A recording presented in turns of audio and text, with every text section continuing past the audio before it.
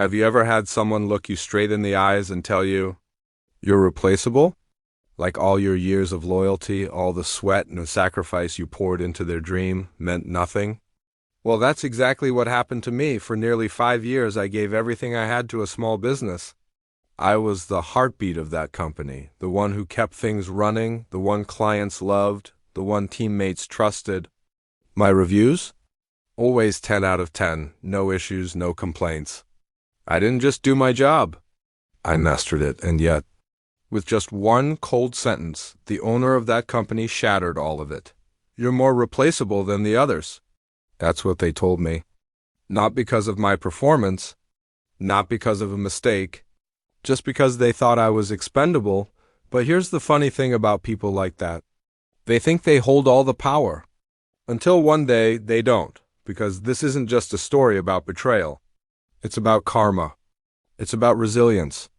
And it's about how I took that insult and turned it into the sweetest revenge possible. So stick around, because by the end of this story, you'll see exactly how the person who thought I was replaceable ended up losing everything, while I'd built something stronger than they ever could. But before we dive in, don't forget to like this video. Subscribe to the channel and drop a comment below telling me, have you ever had a boss or employer treat you like you were disposable? I want to know your stories too. When I first joined that company, it wasn't some massive corporation with endless resources. It was a small business, about 15 employees in total. The kind of place where everyone knew everyone else's quirks, favorite snacks in the break room, and sometimes even their family drama. And honestly, that was part of what I loved about it.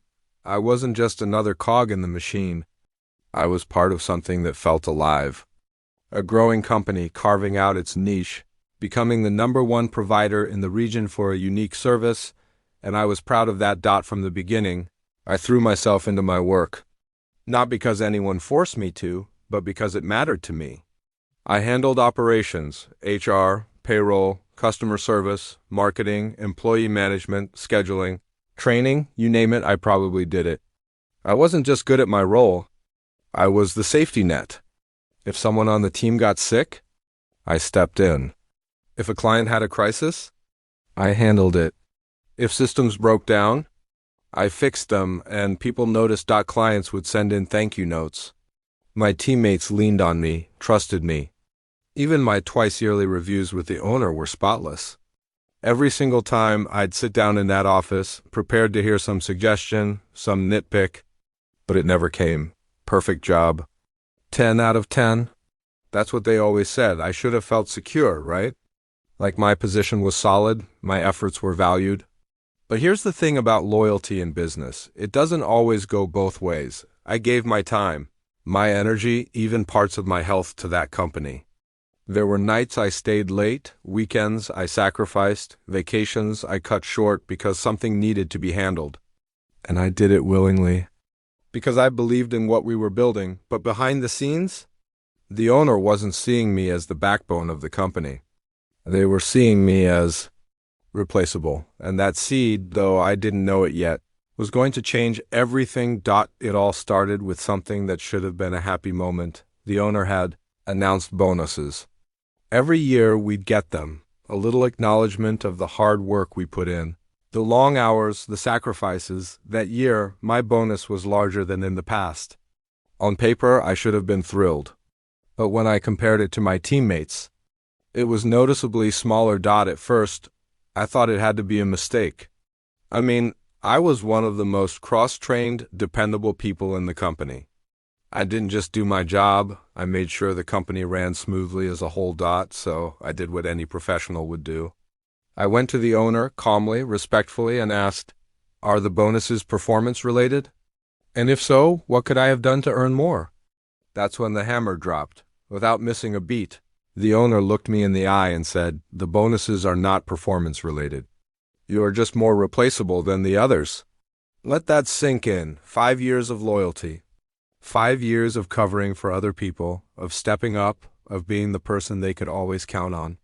And in one sentence, it was all erased. Replaceable. That word cut deeper than they probably realized. It wasn't about the money anymore. It was about value, respect, recognition, and in that moment the truth hit me hard. I wasn't valued. I wasn't respected. I wasn't even seen as essential. I smiled politely, said, "Oh, okay," and went back to my desk. I processed the bonuses for everyone else just like it was business as usual. But inside, something had shifted. At lunch, I stepped outside and called my spouse. I was angry, but more than that, I was hurt. I didn't want to make a rash decision, not when emotions were running high. My spouse listened carefully. And let me tell you something about them. They're one of the smartest, most level-headed people I know. Executive-level career, over 2 decades of business experience, multiple boards under their belt. They weren't going to give me sugar-coated advice. Together, we talked through it, options, outcomes, risks, and the conclusion was clear. I needed to leave, but not in a storm of anger. Not in a way that gave the owner the satisfaction of saying, "See? Overly emotional, replaceable." No. I needed to be strategic. So we decided I'd go on our already scheduled vacation, take time to think, plan, and come back with a clear head. And that's exactly what I did. For the next day and a half before vacation, I worked like nothing was wrong. I smiled, I handled operations, I kept everything smooth. And then I left. But as soon as I stepped away, the plotting began. Vacation gave me the distance I needed. Sunshine, good food, laughter with my spouse, it all helped clear my head. But at the same time, every quiet moment reminded me of that word. Replaceable. I replayed it over and over, the smirk on the owner's face, the casual way they dismissed me, like I was just another cog in the machine. But here's the thing about underestimating someone. It often lights a fire you can't control. While sipping coffee on the hotel balcony, my spouse and I began laying out possibilities like a chessboard. If I gave 2 weeks' notice, how would the owner react? What if I just walked away immediately? Could I survive without this job while I figured out the next step? What if I built something of my own? We even looped in a business advisor and attorney for clarity. Every path we looked at came back to the same conclusion. Leaving was inevitable. The only question was how. So by the end of the vacation, my mind was made up. I'd return, hand in my 2-week notice with professionalism, and walk away with my dignity intact. But reality didn't play out that smoothly. The moment I came back and handed over my resignation letter, the owner didn't take it calmly. No, they exploded. Rage poured out of them like I'd committed some kind of betrayal. Within minutes, I was terminated on the spot. No farewell. No transition. Just rage-fueled dismissal. But here's the irony. They thought firing me immediately would put me in my place. Humble me. Prove I really was replaceable. Instead, it freed me to do what I'd been quietly considering all along. Over the next couple of weeks, I poured my energy into creating something new. A competing business, one that didn't just copy the old company's model, but improved it. I'd spent years suggesting enhancements, customizable options, higher quality service, strategies that would have elevated us even further. Every single time, the owner shut me down. Not because the ideas were bad, but because they weren't theirs. So I took all those stupid ideas and built them into my business, and let me tell you, it worked. The clients, the market, the employees, they were all hungry for what I was offering. Meanwhile, back at the old company, things started crumbling. Morale dropped. Reviews tanked. They had to hire 3 people just to attempt to cover the responsibilities I used to handle alone. And still, the cracks were showing, all because the owner underestimated me. Before we keep going, don't forget to hit that like button if you're enjoying this story. Subscribe for more tales of revenge and poetic justice. And let me know in the comments, have you ever seen karma hit a boss this perfectly? At first, I didn't tell anyone what I was building. I worked quietly, behind the scenes, late into the night. My spouse would sometimes find me sketching out ideas on napkins, drafting marketing plans, or emailing potential partners with a kind of fire I hadn't felt in years. Within a few weeks, I launched my business. Nothing fancy at first, just a small setup with a clear vision. Treat people better, deliver higher quality, and innovate where my old boss refused to. And the response? Overwhelming. Clients who knew me personally from the old company reached out almost immediately. "Hey, We heard you're doing your own thing now. Can we work with you? Others whispered, we were waiting for someone like you to finally leave and create something better. Sign us up.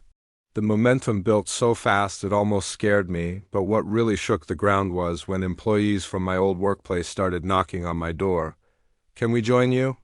They asked. One by one, they defected. Not because I was offering huge salaries, I wasn't in a position for that yet.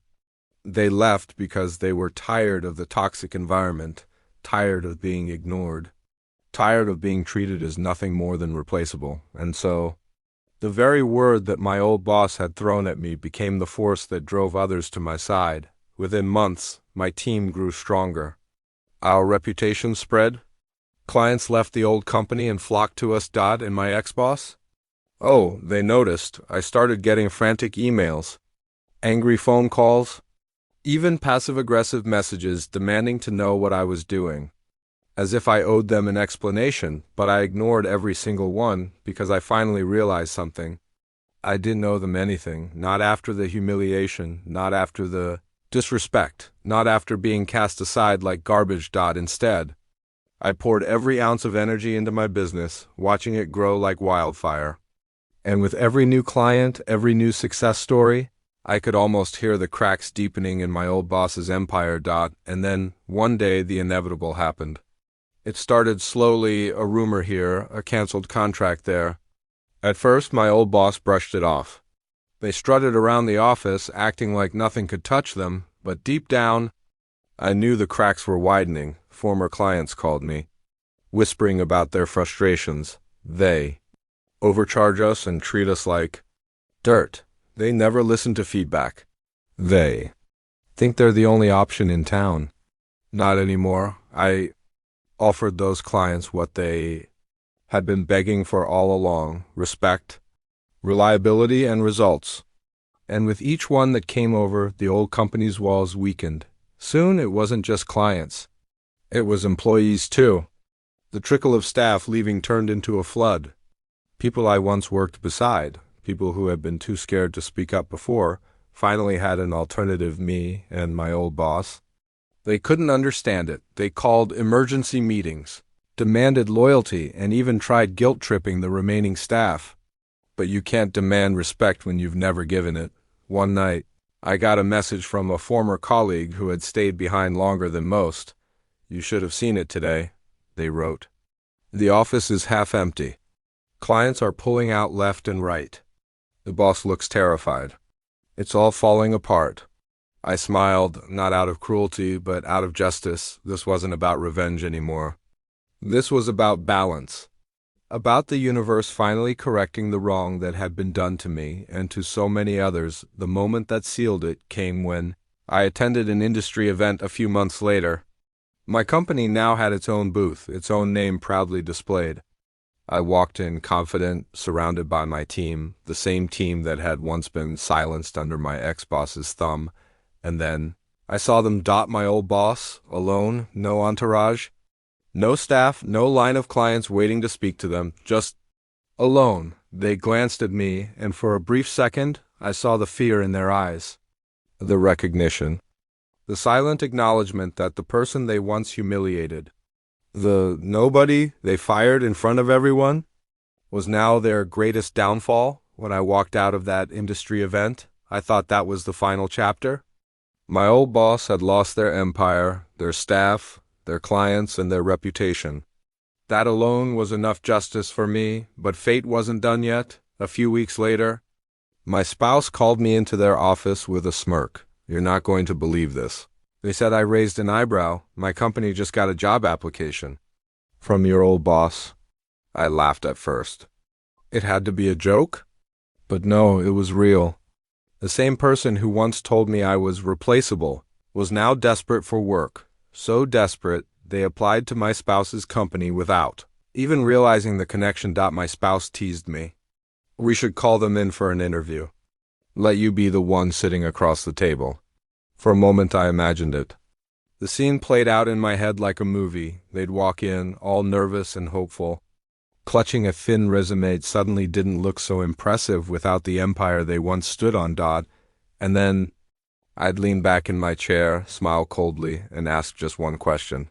So, how replaceable am I now? That was it. 3 words. The perfect revenge, of course. My spouse, the more level-headed one, shut the idea down. We're not stooping to that level, they said. And they were right. I didn't need to humiliate my old boss face to face.